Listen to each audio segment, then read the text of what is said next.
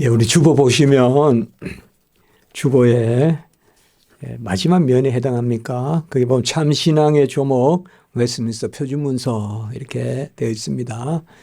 오늘이 67번째인데요. 아까 광고 때도 말씀드렸지만 약 한 264번인가 아마 그럴 겁니다. 여기에 다 제가 손으로 적어 놓은 게 있는데요. 예. 263이네요. 263인데. 여기 이제 제가 옛날에 노트했던 것입니다. 우리가 우리 교단에서 받는 거, 12신조라는 게 있습니다. 12신조 짤막한 거. 그건 이제 인도의 기독교의 배경에서 그렇게 만든 것인데요. 그거는 이제 간략한 거고요. 그리고 우리 교단이 공식적으로 받아들이는 신앙 고백서는 웨스트민스터 신앙 고백서고, 그 다음에 신앙 교육서는 바로 대소요리 문답.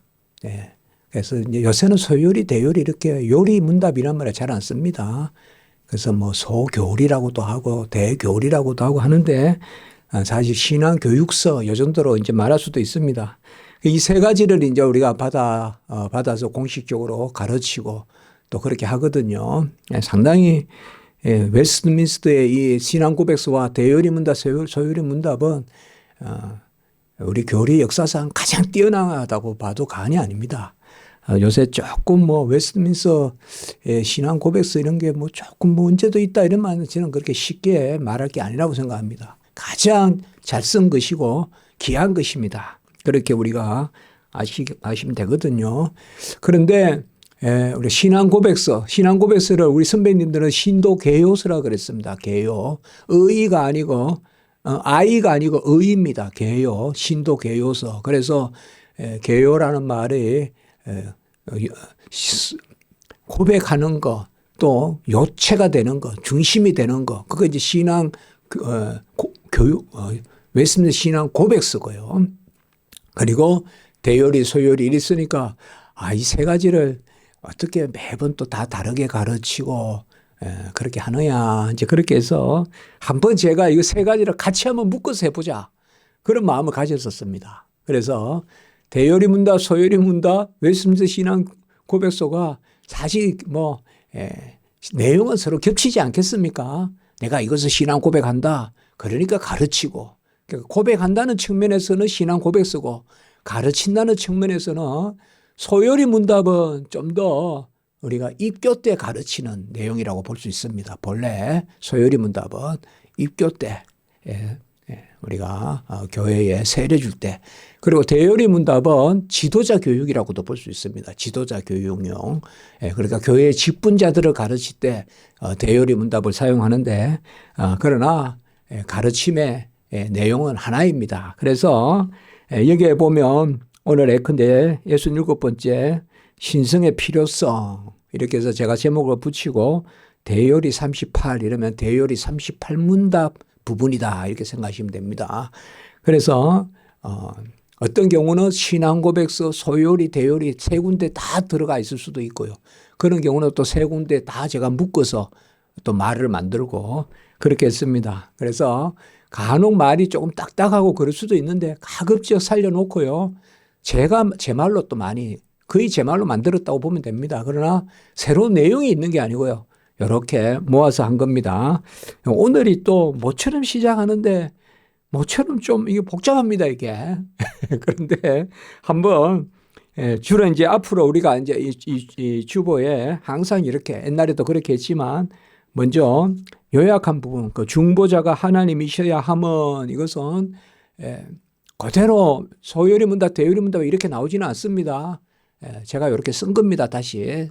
그런데 오늘은 신성의 필요성, 이 부분이 지금 어떤 부분인가 하면 예수 그리스도께서 두 본성을 가지시지 않습니까? 이 땅에 오신 예수님은 하나님의 아들이시자 사람의 아들이신데 성육신 이후에, 성육신 전에는 하나님의 아들이시죠. 그러나 이제 이 땅에 잉태되어 오실 때부터 하나님의 아들이 사람의 아들이 되셔서 하나님의 아들이시자 사람의 아들이신데, 하나님의 아들이 사람의 아들이 되셨다고 이제 하나님의 아들이 아니시라 그러면 안 됩니다.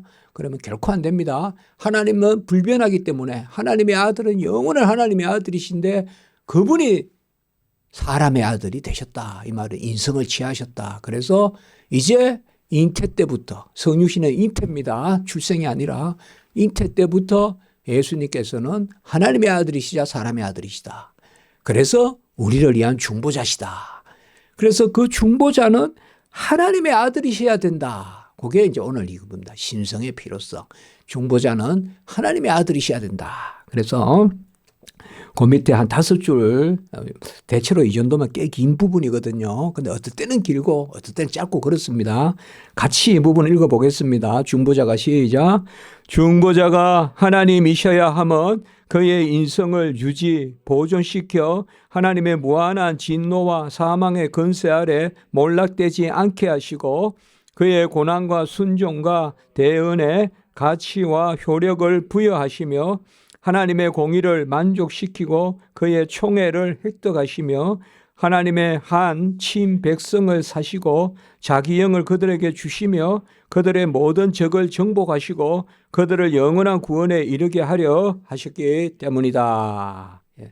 좀 이렇게 문장이 이렇게 생각하면 돼요. 우리가 요리 문답서, 대요리, 소요리, 그 다음에 신앙 고백서에 꽤 문장이 이렇게 좀 복잡한 것은 괜히 복잡한 것이 아니라 성경 말씀이 해당하는 부분에 있기 때문에 그렇습니다. 그러니까 사실상 여기에 마디 하나하나에 다 성경 말씀이 있습니다. 그게 우리가 웨스트민스터 신앙고백서 대소요리 문답의 아주 중요한 특징입니다. 그러니까 성경 말씀을 모아놓은 거라고도 볼 수 있거든요. 그러니까 간혹은 성경 말씀에 하나님은 이것도 하신다, 저것도 하신다, 이것도 하신다 하면 쭉쭉쭉쭉 이렇게 위에 정리가 돼 있거든요. 그럴 때 좀 길어진다는 거 그렇게 생각하시면 돼요. 문장을 왜 이렇게 어렵게 썼을까 이렇게 생각하지 마시고 이에 해당하는 성경 구절들이 어떨 때는 20구절도 있고 30구절도 있고 이렇단 말이에요. 그중에 이제 중요한 것은 제가 또 여기에 이렇게 뽑아서 올려놓는 것입니다. 제가 정리하고 성경 구절 이렇게 올려놓은 것입니다. 자, 예수 그리스도는 사람의 아들이셔야 된다. 그건 인성의 필요성입니다. 우리가 필요성이라고도 하고 필연성이라고도 합니다. 예수님이 필히 사람의 아들이셔야 된다. 왜?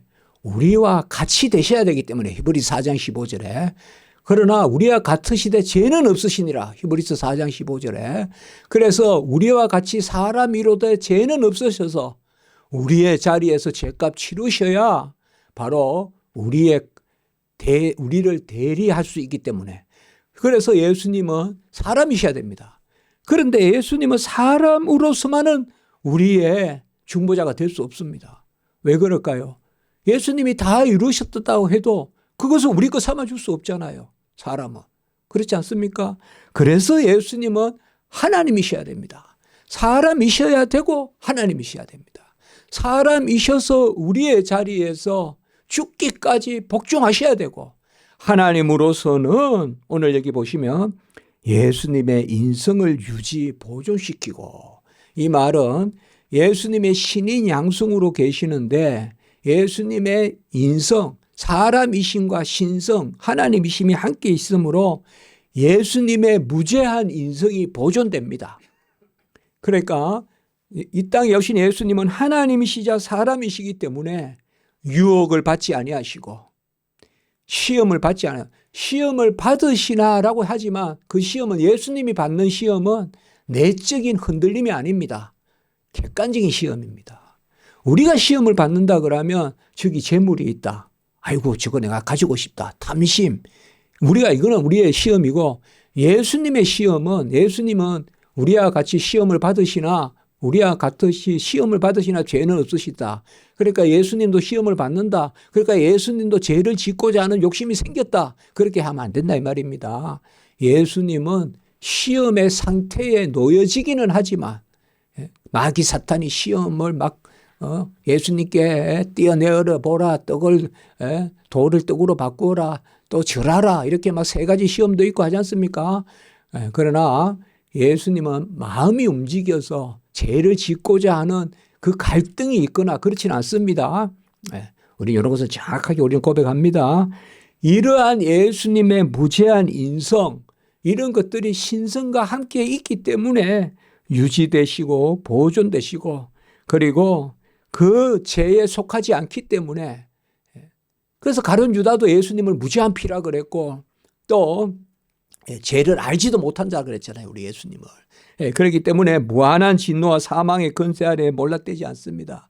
예수님의 인성은 우리와 같으시되 죄가 없으시고, 예수님의 인성은 신성이 함께 계시기 때문에 그대로 보존되시고 유지되시고요. 그리고 오늘 둘째 줄에 예수님이 고난당하시고 순종하시고 우리를 위하여 대신 기도하시는 대언의 그 효과가 예수님이 하나님이시기 때문에 우리에게 주어집니다. 다시 말씀을 드리지만 우리는 자녀들에게 줄 수 있는 것과 줄 수 없는 것이 있죠. 쌀은 밥은 해줄 수 있어요. 학용품은 사줄 수 있어요. 그러나 내 생명은 못 주잖아요. 왜요? 우리는 사람이기 때문에. 그러나 예수님은 자기 생명을 우리에게 주세요. 왜요? 하나님이시니까. 그래서 하나님이시니까 사람이신 예수님의 생명을 우리 거 삼아 주신다 이 말이에요. 그래서 예수님의 고난과 순종과 대언이 우리의 것이 되게 하시는 것은 예수님이 하나님이시니까 된단 말이에요. 같이 한번 해볼까요? 사람으로서 이루시고 하나님으로서 그것을 우리 거 삼아 주신다. 그렇죠. 우리는 자식을 위해 죽기까지 한다 그러지만 죽을 수 없어요. 자신에게 생명 줄 수 없어요. 자식에게. 낳기는 하지만 우리가 그 낳은 자식들의 생명을 대신할 수 없어요. 그러나 예수님은, 그러니까 사람이시고 하나님이셔야 돼요. 사람으로서는 고난당하시고 사람으로서는 순종하시고 사람으로서는 기도도 하셨어요. 우리의 자리에서. 기도는 사람이 하는 거예요. 겟세마네 기도는 예수님이 사람으로서 하신 거예요. 그 영혼으로. 영혼은 사람의 한 부분이에요. 그러나 그 예수님이 하신 것이 전부 우리 것이 되는 것은 예수님이 하나님이시기 때문에.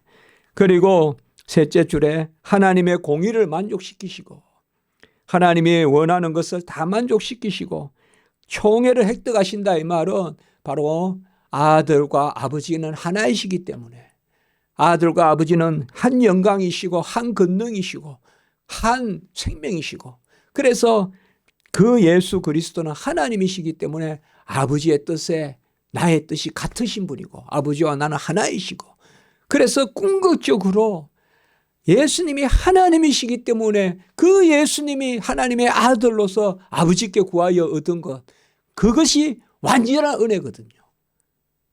완전한 은혜거든요. 그러니까 예수님은 하나님의 아들이셔야 된단 말이에요.